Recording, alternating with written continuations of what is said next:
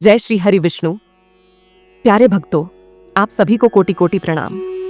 आज हम श्रावण मास की उस पावन एकादशी का महत्व और कथा सुनने जा रहे हैं, जिसे पुत्रदा एकादशी कहा जाता है। एक ऐसा दिव्य व्रत जो न केवल संतान प्राप्ति का मार्ग प्रशस्त करता है, बल्कि समस्त पापों का नाश कर मोक्ष का द्वार भी खोल देता है। श्रावण शुक्ल पक्ष की एकादशी का नाम पुत्रदा एकादशी है। इसे पवित्रा एकादशी भी कहते हैं। इस दिन विधिपूर्वक व्रत और रात्रि जागरण करने से व्रती की समस्त मनोकामनाएं पूर्ण होती हैं। इस व्रत की महिमा सुनने मात्र से ही वाजपेय यज्ञ के समान पुण्य प्राप्त होता है। अब आइए शांत चित्त से इसकी पावन कथा सुनते हैं। पुत्रदा एकादशी व्रत कथा। द्वापर युग के प्रारंभ में महिष्मती नामक एक दिव्य नगरी थी, जहां महिजित नामक धर्मनिष्ठ राजा राज्य करते थे।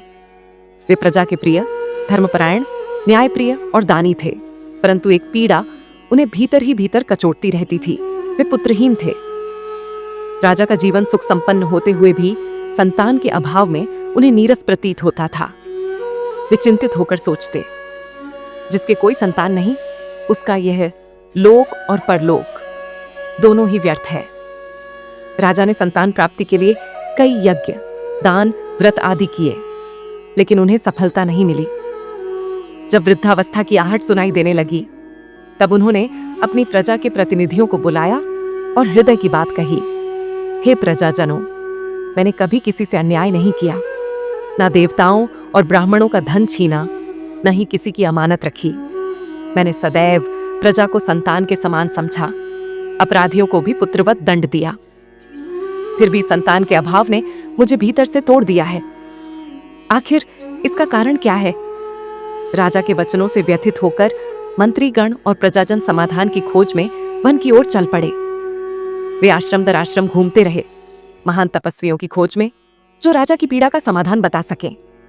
अंततः उन्हें एक आश्रम में लोमश ऋषि के दर्शन हुए। वे एक अत्यंत वयोवृद्ध, तपस्वी, निराहार, आत्मसंयमी और परम ज्ञानी महात्मा थे। ऐसी मान्यता थी कि कल्प के अंत में उनके शरीर से एक रोम गिरता था। उनके दर्शन मात्र से सबकी आत्मा आनंद से भर उठी। प्रजाजनों ने उन्हें सादर प्रणाम किया। ऋषि ने स्नेहपूर्वक पूछा, वत्सो, किस कारण से आए हो? निसंकोच कहो, मेरा जन्म तो केवल दूसरों के उपकार के लिए ही हुआ है। मंत्रियों ने कहा, हे महर्षि, महिष्मती का राजा महिजित पुत्रहीन है, जबकि वह अत्यंत धर्मात्मा और न्यायप्रिय है। हम उसकी प्रजा हैं, उसका दुख हमारा भी दुख है। आप कृपा करके कोई उपाय बताएं जिससे उसका संताप दूर हो।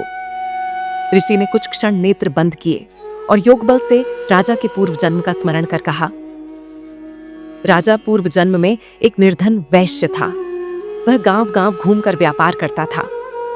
एक बार ज्येष्ठ मास की द्वादशी के दिन 2 दिन की भूख प्यास से व्याकुल होकर वह एक जलाशय पर गया।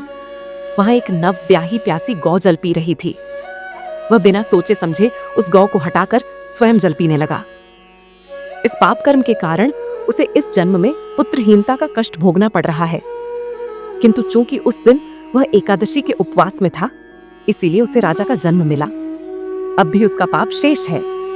प्रजाजनों ने कहा, हे ऋषिवार, कृपा करके कोई ऐसा उपाय बताएं जिससे राजा का यह पाप नष्ट हो जाए।